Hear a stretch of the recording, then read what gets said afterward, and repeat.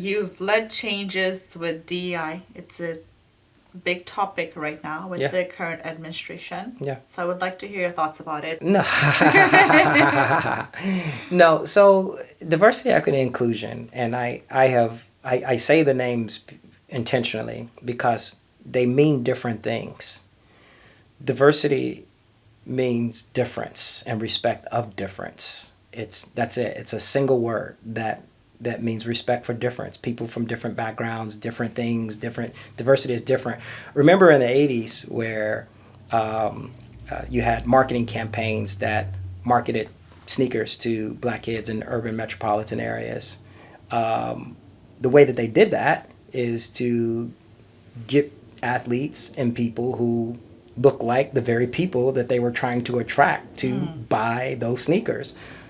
But we're offended by that now. Doll makers took the same approach. So, it used to be, the diversity that they sought in diversifying their marketing campaigns, diversifying your portfolio, looking at different funding opportunities in order to enhance your overall investment strategy, diversifying your talent pool. Remember the phrase where our people are our biggest assets. Remember the corporate phrase that used to permeate throughout the 90s and the 2000s? It's been so long that I forgot Our that we people used to lead are with our that. biggest assets. So Now if they're your replaceable. people are your biggest assets, Wow, I forgot then about that. don't you want people from different ideologies, different backgrounds in order to service the market that you probably dominate in or serve from people from different backgrounds, different walks of life. So conceptually, that's just diversity. We haven't even talked about equity and inclusion yet. That's just diversity, right? Yeah. Difference.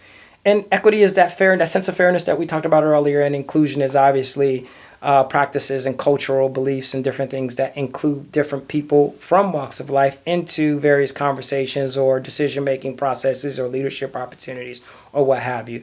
So I respect the difference of the terms and don't shortcut it to DEI because DEI itself can be viewed as a movement versus a method. I think diversity, equity, and inclusion is a method to get to fairness and just application of policies and cultural beliefs and bringing together a society from different walks of life in order to move in one direction, so to speak.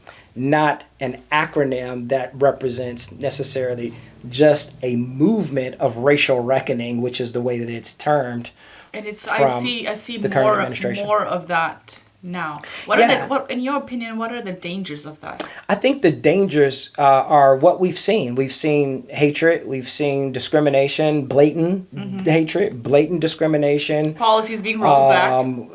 Civil rights being stepped on. The emboldenedness or emboldening of various certain people in society that come to believe that they may be better than other individuals within that society.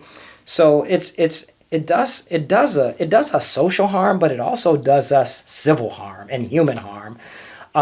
Last I checked, humanity has no party. It's just treating people a little louder, please. Yeah. I told you I lead with love at my age now. It really doesn't.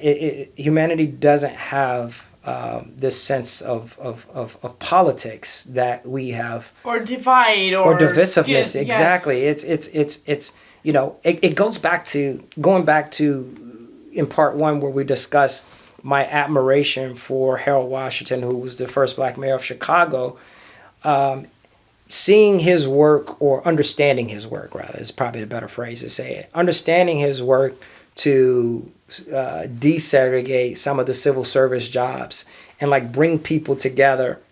I'm sure there's conversations and things he had in the backdrop that I'm not privy to on how difficult it was, or days he might have wanted to give up, or different things of that nature. But he understood that there was a bigger, or at least he demonstrated rather, that there was something bigger at play here. So diversity, equity, and inclusion in and of itself is more of methods in order to get to a society of fairness and have a just way of application in policies and employment practices, opportunities, you name it.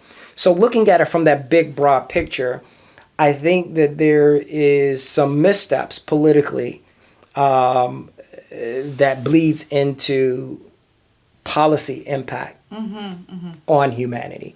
And that's the sad part. It's frustrating to see because people have worked so tirelessly to get these things.